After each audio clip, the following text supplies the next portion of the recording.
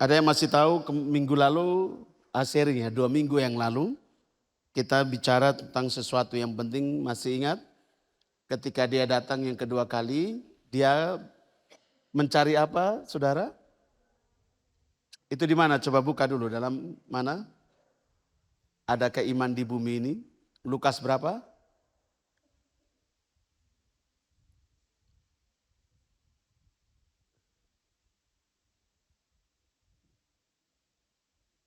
Silakan, ada yang masih ingat? Cepat aja lihat saya, lihat di kitab suci, handphone suci, kitab suci masing-masing, cepat. Oke, Lukas 18 ayat yang ke-8 dan 9. Mari sama-sama kita baca, 2, 3. Aku berkata kepadamu, ia akan segera membenarkan mereka, akan tetapi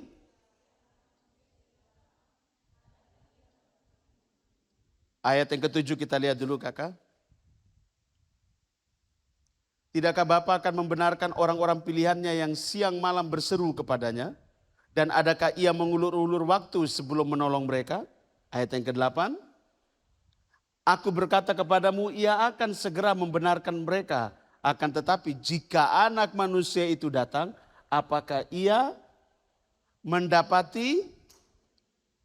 Coba lihat sebelah kiri kanan, ada tidak iman di muka bumi ini? 1, 2, 3. Ya, dia mendapati ada iman tidak di muka bumi ini. Sedangkan kalau Anda baca di ayat yang ke-7, dia bilang apa? Dia memilih orang-orang pilihannya, orang-orang benar itu ada di sekeliling. Tapi dia masih bertanya, adakah iman di muka bumi ini? Artinya dia mencari iman yang sesuai dengan apa yang diinginkannya. Kasih tahu sebelah kiri kanan, iman yang sejati. 1, 2, 3. Sekali lagi, iman yang apa? Iman yang sejati, iman yang penuh dengan 2 Petrus pasal 1 ayat yang ke-5. Jadi bukan hanya iman, Anda hanya cuma sekedar percaya dari bibir mulut Anda bahwa dia Bapa adalah juru selamat Anda. Tetapi Anda harus betul-betul melakukan apa yang diinginkan oleh pencipta itu dalam hidup Anda masing-masing. Coba lihat sebelah kiri kanan, bukannya dengan bibir mulut. 1, 2, 3. Ini kita jadi orang Kristen kebanyakan pakai mulut. Tapi tingkah laku kayak setan. Coba lihat sebelah kiri kanan, kayak setan. Iya, setan-setan masih mendingan kalau dia masih takut akan di Bapa yang kudus dan yang benar. Tapi manusia ini kadang-kadang tidak takut Bapa. Mereka bilang, ya Bapa kita mengerti, amin. Tapi pernah tidak Anda mengerti perasaannya? Anda mengerti pikirannya? Anda mengerti tidak apa yang diinginkannya? Seringkali tanpa kita sadar selalu ingin, Bapak tolong saya, Bapak saya ingin ini, saya ingin itu. Tapi pernah tidak kita berpikir bahwa dia juga punya satu kerinduan. Dia juga punya satu keinginan untuk Anda dan saya yang percaya sama dia. Itu lakukan dan kerjakan. Pernah tidak Anda pikir? Kasih tahu sebelah kiri kan, tidak. Coba lihat sebelah, tidak usah bilang pernah, tidak. Bilang tidak pernah.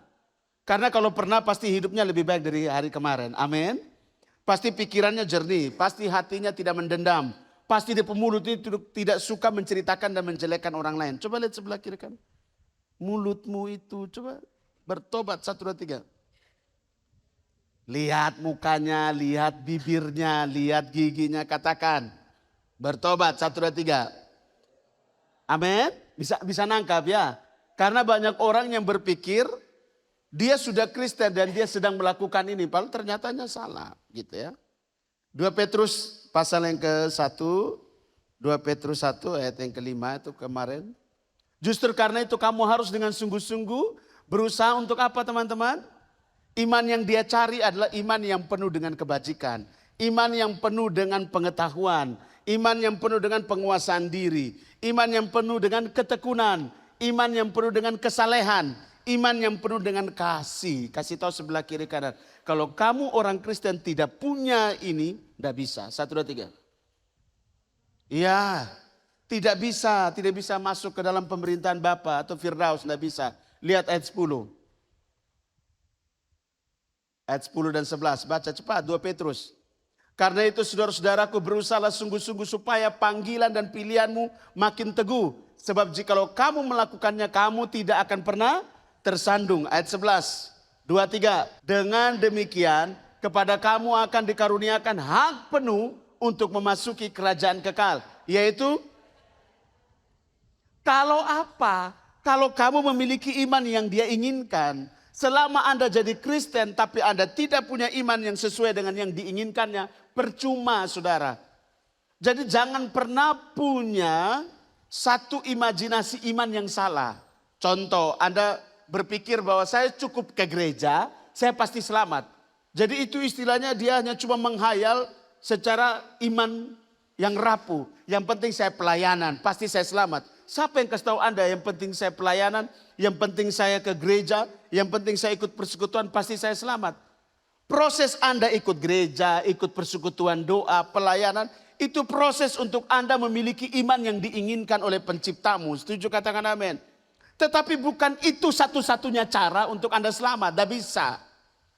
Makanya ketika Anda bilang Anda percaya kepada Dia yang kudus dan yang benar, Anda harus apa? Memenuhi semua apa yang diinginkan oleh Dia. Di dalam iman yang kamu percaya itu kamu harus penuh dengan apa? Kebajikan. Yaitu perbuatan baik. Jadi kebajikan nama lainnya perbuatan. Makanya Yakobus bilang apa? Iman tanpa perbuatan pada hakikatnya madege. Orang Sabo bilang mati. Coba lihat sebelah kiri kanan. Boleh kau punya iman. Tetapi kalau tidak menunjukkan imanmu lewat perbuatanmu, nol besar. 1, 2, 3. Nol besar. Oke, kita lihat yang di slide saya. Ini kita akan bahas mulai minggu ini. Ada 5 tadi. Ada kebajikan, pengetahuan, penguasaan diri, ketekunan, kesalehan, kasih. 6. Jadi supaya kita benar-benar terstruktur dengan baik. Iman yang model apa yang Bapak inginkan. Yang pertama saya kasih di sini, dia bilang apa? Iman dan perbuatan dalam kehendak Bapa. Baca 2, 3. Hakikat iman yang hidup dan ketaatan sejati. Coba lihat sebelah kiri kananmu. Ini iman dan perbuatan dalam kehendak Bapa. Karena banyak orang punya iman tapi tidak sesuai kehendak Bapa. Dia pikir dia sedang melakukan perbuatan baik atau perbuatan-perbuatan yang menurut dia ini sesuai kehendak Bapa, ternyata tidak. Mari kita lihat baik-baik. Terus kakak. Hakikat iman yang sejati, terus. Baca ini, 1, 2, 3. Iman itu bukan sekedar percaya bahwa Bapa itu ada. Iman bukan sekedar mengakui apa? Bapa sebagai juru selamat. Iman itu bukan sekedar apa? Aktif dalam kegiatan rohani. Kebanyakan kita terjebak di sini. Hanya cuma percaya oh Bapa ada, ya amin. Tapi tidak benar-benar hidup di dalam Dia yang ada itu dalam hidup kamu dan saya. Kamu mengakui Dia sebagai Tuhan dan Juru Selamat. Bapa kita sebagai Juru Selamat. Tapi coba lihat sebelah kiri kanan. Ada masalah, larinya ke siapa? Larinya ke Dia yang menyelamatkan Anda atau lari kepada yang lain? Coba lihat sebelah kiri kanan. Kalau ada pacar, maka larinya ke pacar.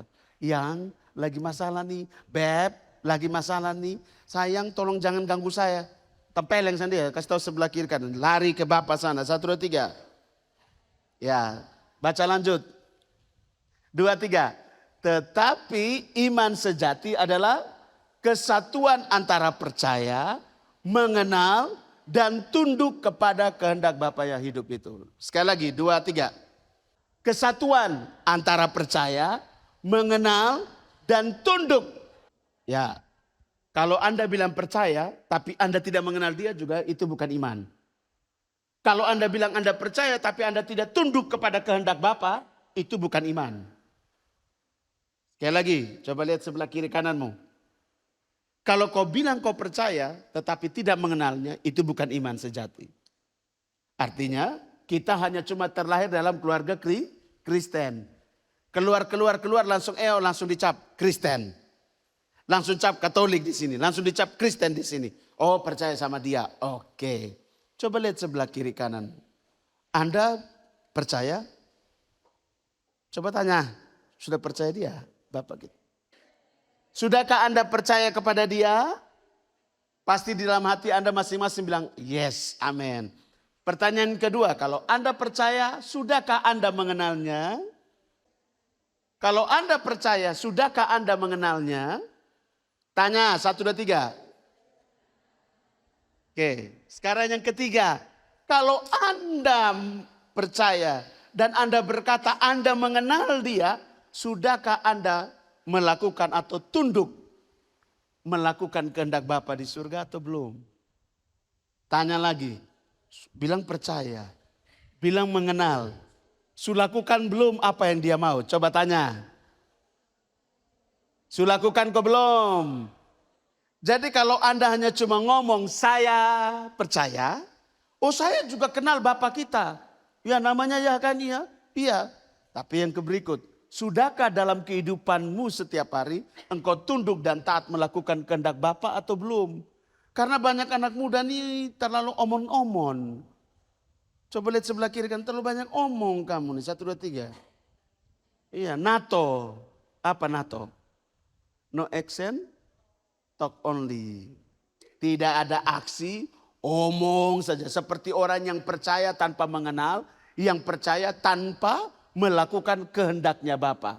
Kamu jadi orang Kristen yang seperti apa? Kristen yang punya iman tanpa mengenal dan melakukan kehendak Bapa, atau Kristen yang mau mengenal dan juga melakukan kehendak Bapa? Coba lihat sebelah kiri kanan. Yang mana? Tapi kamu harus masuk dan introspeksi diri. Saya ini orang Kristen yang mana? Saya punya iman, amin. Saya percaya dia, amin. Buktinya saya di KTP saya agama Kristen Protestan, betul tidak? Pastikan di KTP ada tulis agama nak. Agama Kristen Protestan misalnya.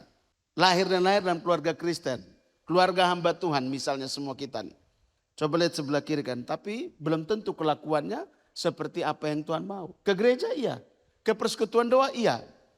Pelayanan di gereja iya. Ada yang jadi majelis gereja, ada yang jadi guru sekolah minggu. Jadi Anda perhatikan itu baik-baik. Jangan sampai kita hanya cuma habis di rutinitas agamawi. Kasih tahu sebelah kiri kan jangan. Kita sekarang harus membalikan keadaan. Saya melayani di gereja saya masing-masing, di gereja Anda masing-masing.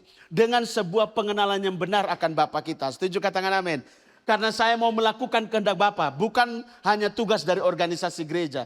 Oh dari jemaat ini saya harus melakukan ini. Tidak bisa. Kasih tahu sebelah kiri kan. Ini bukan soal pelayanan yang banyak. Tapi ini soal iman percaya yang sungguh kepada Bapa itu sangat penting. Karena dia datang, dia cari iman. Nah, dia bukan cari yang lain. Adakah iman di muka bumi ini atau tidak? Itu masalahnya. Kalau dia cari yang lain, dia cari iman. Kenapa? Karena di dalam iman yang dia inginkan itu ada kebajikan, ada perbuatan, ada pengetahuan, ada penguasaan diri, ada ketekunan, ada kesalehan, ada kasih. Itu komplit di dalam iman yang sebenarnya. Jadi bukannya sekedar iman dinyatakan hanya dengan rajin pelayanan. Habis itu tidak sesuai dengan hidupmu, tidak sesuai kehendak Bapa, hukumnya Bapa. Masalah kita ini nanti. Makanya nanti kita akan lihat terus ke bawah. Terus lanjut Kak. Baca 2, 3. 1.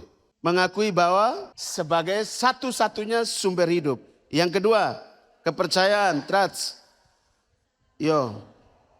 Amin. Yang ketiga, hidup sesuai dengan jadi kamu lihat di paling bawah, dia tulis bilang apa di situ? Tanpa ketaatan, iman. Jadi kalau Anda bilang Anda punya iman, tapi Anda tidak taat melakukan apa yang dia mau, hilang itu dia punya nilai atau makna dari iman itu sendiri. Jadi kamu jadi orang muda, memang sudah harus melatih diri kamu dari sekarang untuk memiliki iman yang benar. Setuju katakan amin. Kamu bukan hanya sekedar terlahir dalam keluarga Kristen. Kamu terlahir dalam keluarga Kristen itu sebagai bonus. Anda tidak tanpa susah payah lagi untuk harus berjuang sembunyi seperti orang di seberang. Yang harus masuk kemudian dihantam, dipenjara, ditekan, diinjak, dikucilkan. Anda punya privilege sendiri. Punya sesuatu yang keuntungan tersendiri. Anda terlahir dalam keluarga Kristen. Amin. Manfaatkan itu teman. Kamu tidak ada lagi tantangan demi tantangan yang tanda kutip terlalu berat.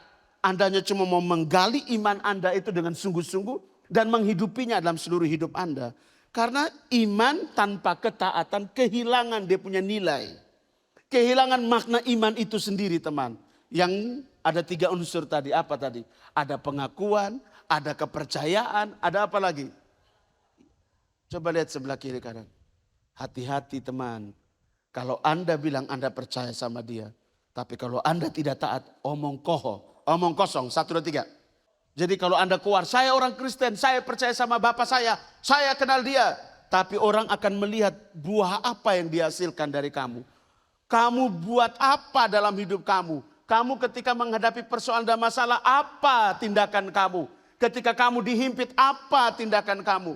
Ketika kamu ada dalam sebuah pelayanan, bagaimana engkau memprioritaskan Bapa dalam hidup kamu? Bagaimana coba? Kasih tahu sebelah kiri kanan. Jangan hanya pikul nama Kristen atau pelayan Bapa, tetapi hidup ke setan. Coba lihat sebelah kiri kanan. Hati-hati. Lagi. Amin. Oke. Yang kedua, perbuatan. Karena kita lagi bahas perbuatan. 2, 3. Makna perbuatan dalam perspektif ilahi. Terus lanjut kakak. Ini yang sering terjadi kesalahan dalam pemahaman. 2, 3. Sering terjadi kesalahan pemahaman. Ini. Perbuatan sama dengan amal, aktivitas, agama, dan ritual. Itu salah atau benar? Yang kedua, perbuatan melakukan kehendak Bapa, ya hidup itu. Sekarang, mana yang benar menurut Anda?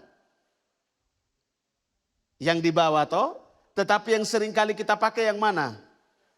Ya, pada umumnya orang Kristen, perbuatan yang dimaksudkan menurut orang Kristen pada umumnya itu apa?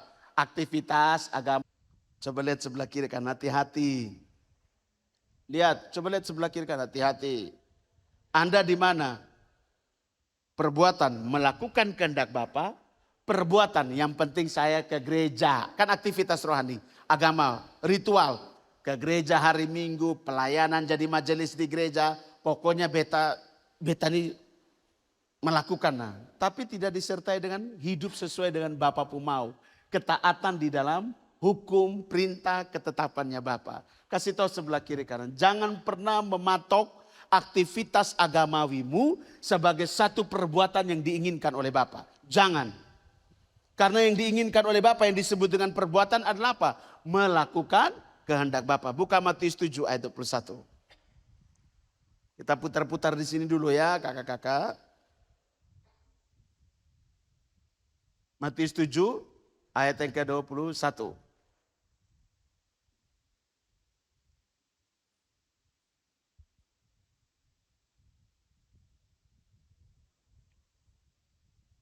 Dua, tiga. Bukan setiap orang yang berseru kepadaku, Tuhan, Tuhan, akan masuk ke dalam kerajaan sorga.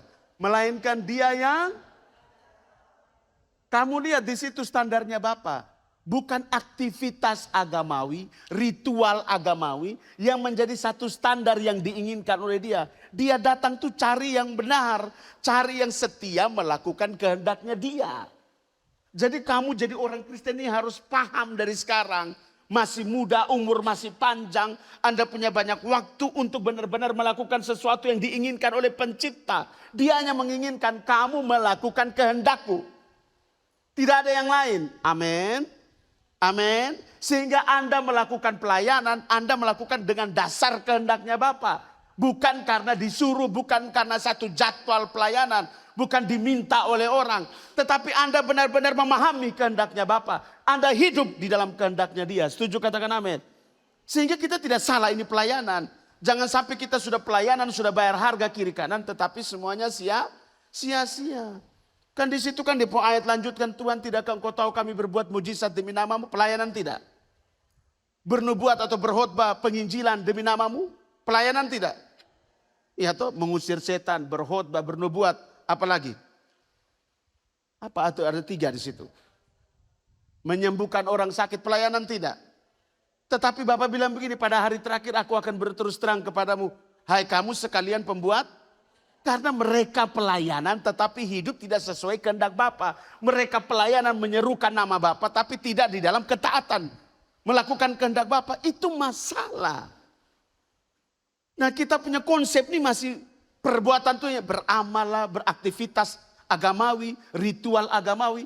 Itu yang terlalu banyak. Makanya orang lihat. Kamu lihat sekarang dalam kehidupan kekristenan. Yang lebih dicondongkan itu apa? Kehidupan dalam pertumbuhan iman atau ruangan yang indah. Lighting yang bagus. Sound system 1 miliar. Hati-hati. Orang berpikir fisiknya. Tampilan depan harus oke. Dia punya susunan harus oke. Kakak, semua baik-baik saja. Tetapi apakah itu yang dikehendaki oleh Bapa? Itu tidak pernah dipertanyakan oleh banyak orang. Coba lihat sebelah kiri kanan. Kamu di sini jangan pernah jadi orang Kristen yang hanya cuma mau rutinitas agamawi dengan satu hayalan tentang keselamatan. Saya Kristen, saya pasti selamat. Karena itu yang membuat orang itu tidak mau berjuang, teman-teman. Karena selalu banyak hamba Tuhan selalu berkhotbah, selalu menyampaikan, yang penting percaya saja pasti lu selamat. Karena hanya di dalam dia ada jalan keselamatan. Amin. Tetapi percaya yang model apa sampai lu selamat? Itu masalahnya. Iman yang model apa sampai lu bisa selamat? Karena dia datang, dia cari adakah iman di sini atau tidak. Itu masalahnya.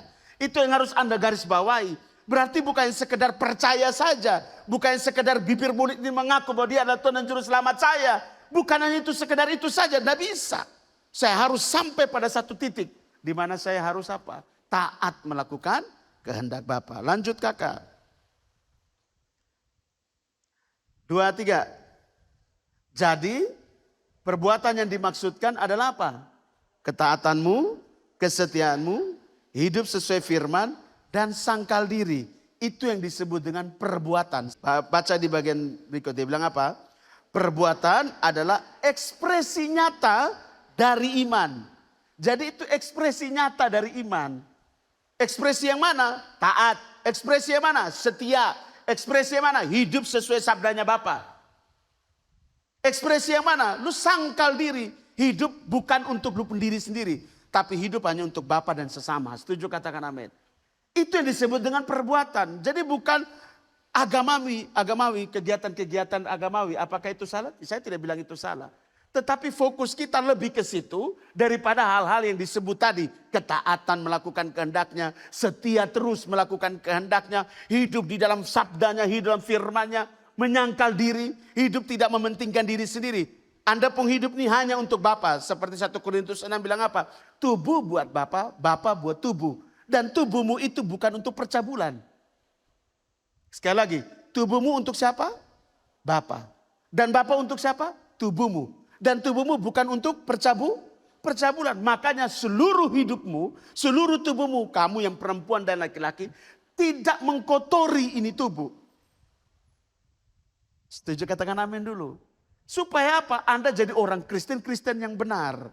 Sehingga ketika dia datang yang tidak ada satupun yang tahu kapan dia datang secara tiba-tiba, dia mendapati benar ada iman di sini, ada iman di kota ini, ada iman di bangsa ini. Ada anak-anak muda yang hidup seturut dengan apa yang diinginkan oleh Bapa. Bukannya sekedar kata dia beriman saja, tapi dia betul-betul dia mau mengekspresikan secara nyata iman itu sendiri. Dengan ketaatannya, dengan kesetiaannya, dengan apa? Hidup sesuai sabdanya dan sangkal diri. Kasih tahu sebelah kiri kan. Tidak boleh ada visi pribadi. 1, 2, 3. Visinya Bapa saja. 1, 2, 3. Tidak boleh ada keinginan sendiri. Harus sesuai kehendak Bapa. 1, 2, 3. Ya, makanya kalau kamu di sini mau melangkah tiba-tiba sudah mulai besar tuh, normalnya jatuh cinta. Amin tidak? Amin ya. Kamu tanya, Bapak saya ini sudah layak dan pantas tidak jatuh cinta. Saya mulai merasa bahwa saya ini sudah mulai jatuh cinta. Saya mulai ada rasa ketertarikan dengan lawan jenis saya. Bapak, apakah saya ini sudah layakkah untuk saya memiliki seorang pasangan? Kalau Bapak tidak jawab, tidak usah lu paksa. Itu artinya lu tidur saja. Setuju, katakan amin. Adam dibuat apa Yang laki-laki tidur saja. Artinya apa? Anda menunggu waktu yang tepat. Amin. Wanita itu akan datang dengan sendirinya. Yang wanita juga sama. Adam dibuat tidur juga sama. Jadi Anda santai saja. Dia waktu tidur dulu, baru dia diambil dari rusuk sepotong itu, baru nanti ini rusuk ini bata tarik ini. Tapi kalau belum, sudah. Tapi kalau sekarang Kafik beta kurang cantik apa Kafik? Lu sangat cantik adik. Tapi kenapa kayak seolah-olah tidak ada yang mau naksir sama saya? Ada yang naksir tapi terlalu takut dengan Anda. Anda terlalu perfecto. Ya, itu mungkin alasan duniawi. Tapi sebenarnya mungkinkah Bapa mengizinkan kamu untuk ada seorang diri. Untuk menggapai mimpi-mimpinya Bapa dalam hidup kamu. Karena seorang diri lebih kuat daripada berdua. Padahal Alkitab bilang berdua lebih kuat daripada, ya berdua yang mana yang kuat? Adam sebelum ada Hawa kuat enggak? Setelah ada Hawa, jatuh nah. Jadi kalau berdua secara kedagingan, rusak. Tapi kalau berdua, satu visi dengan Bapa, satu target dengan Bapa, punya hati yang sama, perasaan yang sama, punya pikiran yang sama, dia bisa berjalan berdua bersama untuk menggenapi rancangan Bapa. Was, mantap. Coba lihat sebelah kiri kanan. Jadi lebih enak sendiri. Lagi, 1, 2, 3. Jangan marah yang mau kepingin nikah dan mau persiapan menikah. Tidak ada yang melarang. Silakan saja Anda mau nikah, mau ini. Tapi semuanya ada batasan.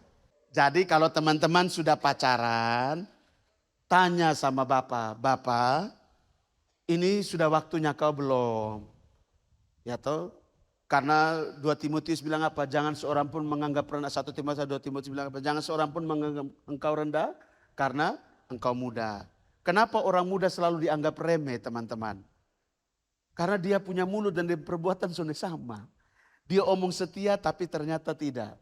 Maka janganlah seorang pun menganggap engkau rendah karena engkau muda. Tapi jadilah teladan dalam perkataanmu, dalam perbuatanmu, dalam tingkah lakumu, dalam kesucianmu.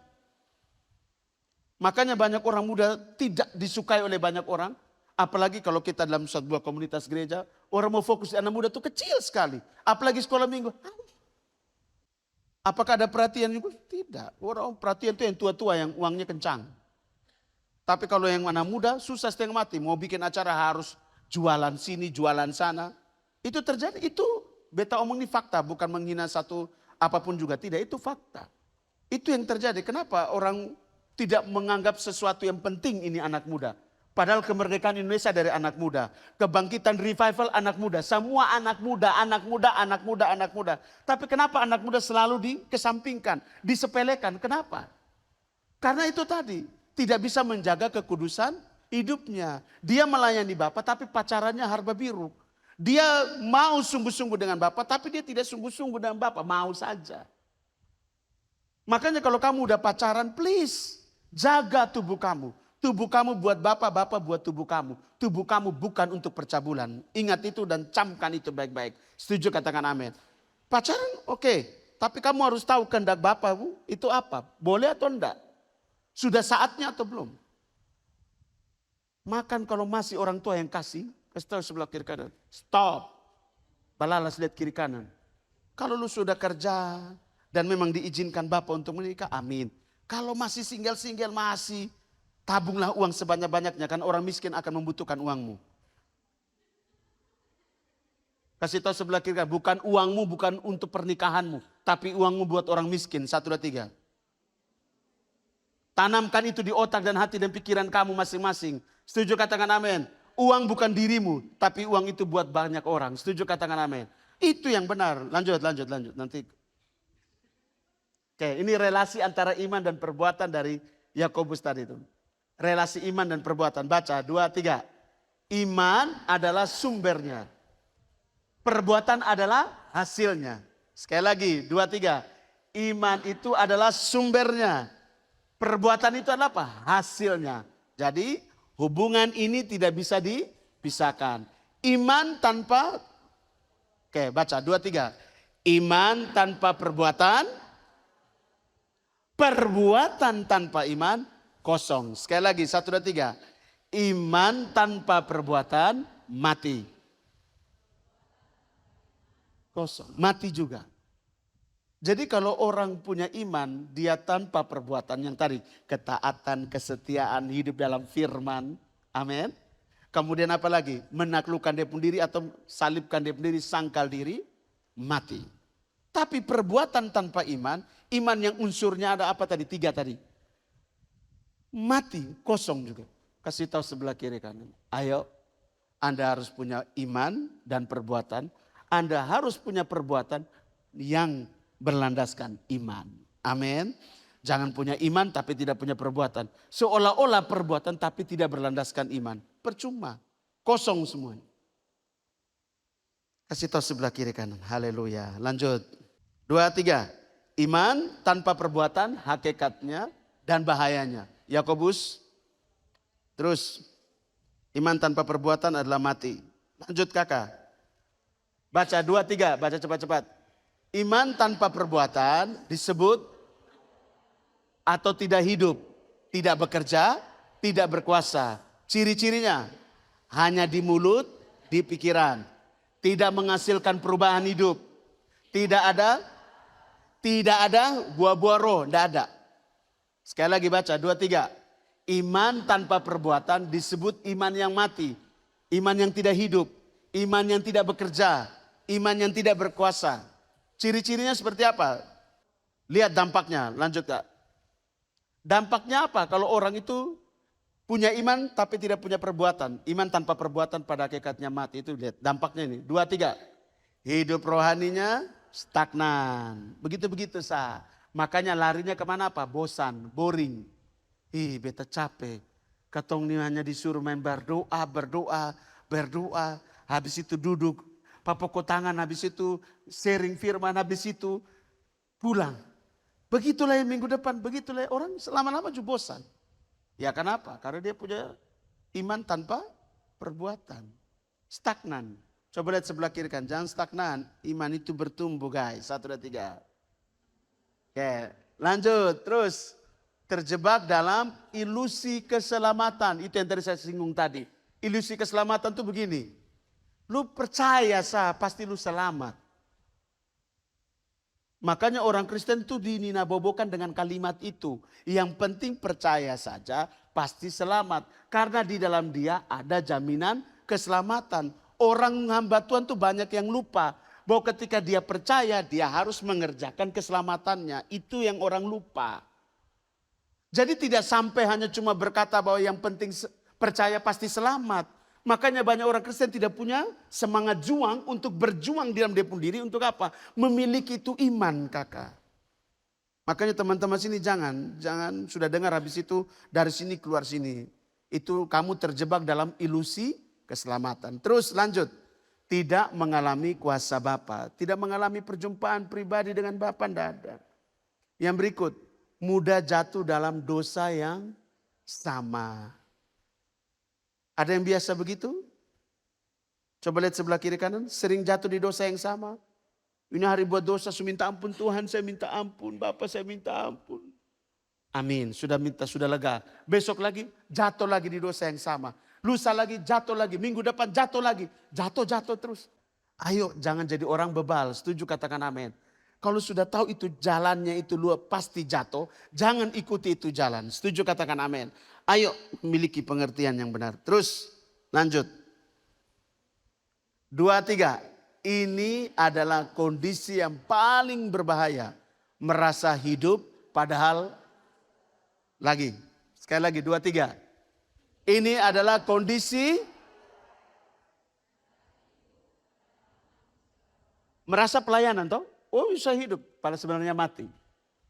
Karena sekali lagi, bukan yang fisik yang kelihatan ini yang kelihatan seolah-olah kau sedang melayani hidup. Kamu harus mulai dari dalam kakak. Makanya ketaatan, kesetiaan itu dibangun itu dari dalam. Bukan hanya rutinitas agamawi. Jadi jangan sampai hidup tetapi mati. Lanjut. 2, 3. Yang terakhir ini, 2, 3. Iman yang hidup adalah iman yang benar dan yang menghasilkan. 1. Lanjut Kak. Transformasi hidup. Karakternya berubah, cara berpikirnya mengalami pembaharuan. Itu yang disebut dengan bertobat atau metanoia. Yaitu yang disebut dengan perubahan pola pikir. Jadi bertobat itu bukan berubah tingkah laku. Tingkah laku berubah kalau pola pikir kamu berubah. Ada amin? Makanya kamu harus bisa mengalami transformasi. Iman yang hidup adalah iman yang akan menghasilkan sesuatu yang dahsyat. Yaitu mengalami apa teman-teman? Transformasi hidup. Yang kedua apa? Ketaatan kepada kehendak Bapa yang hidup itu. Sudah pasti. Tidak lagi hidup menurut diri sendiri punya mau. Hidup dalam pimpinan ilahi itu yang Bapa mau. Ayo latih. Dari sekarang mulai latih. Coba lihat sebelah kiri kanan. Jangan kau pun daging itu lebih kuat daripada rohmu. 1, 2, 3. Di dalam hati bilang begini, dalam perasaan bilang gini, roh bilang begini. Ayo doa sudah.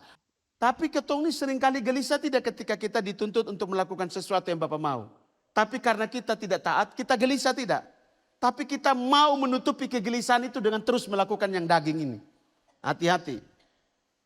Jadi kalau kamu mulai belajar taat dengan hal-hal kehendak Bapak itu kecil-kecil saja. Kalau kamu sudah bikin jadwal doa jam 3, jam 4, nanti dia akan kasih ingat. Taat saja yang kecil-kecil. Atau ketika mau jalan, mau melakukan kejahatan, dia bilang sabar, sabar, tahan di sini, tahan. Atau kamu melangkah begini, dia bilang begini, jangan dulu pergi, jangan dulu pergi. Pastikan ada di dalam sini nah. Taat saja, mulai dari hal yang kecil-kecil, nanti lama-lama jadi besar. Amin. Oke, yang ketiga. Dia akan mengalami apa? Memiliki hasilnya apa? Memiliki buah roh. Kasih, kesetiaan, kebenaran yang benar. Kehidupan yang mencerminkan Bapa. Yang terakhir, dia memiliki kuasa dan kesaksian. Hidup menjadi bukti. Baca sama-sama. 2, 3. Hidup menjadi bukti nyata. Tidak hanya berbicara, tetapi menunjukkannya dalam kehidupan Anda. Jadi teman-teman, kesimpulan terakhir, bahwa kita tidak bisa hanya sekedar memiliki iman dengan perkataan kita saja. Tapi harus disertai dengan perbuatan. Perbuatan itu bukan amal ibadah, bukan aktivitas agamawi. Tapi soal ketaatanmu, soal kesetiaanmu, soal apa teman? Ketaatan, kesetiaan, apa? Penaklukan diri, apa lagi? Hidup di dalam sabdanya. Pulang rumah renungkan ini baik-baik. Sudahkah saya taat sama dia? Sudahkah saya hidup dalam firman-Nya? Sudahkah saya hidup di dalam kesetiaan? Sudahkah saya hidup dalam ketaatan? Sudahkah saya hidup dalam menaklukkan diri saya? Atau saya lebih mengikuti keinginan daging saya, birahi saya? Apa yang saya inginkan itu yang saya buat. Saya tidak peduli lagi dengan apa yang Bapak inginkan. Mari tundukkan kepala.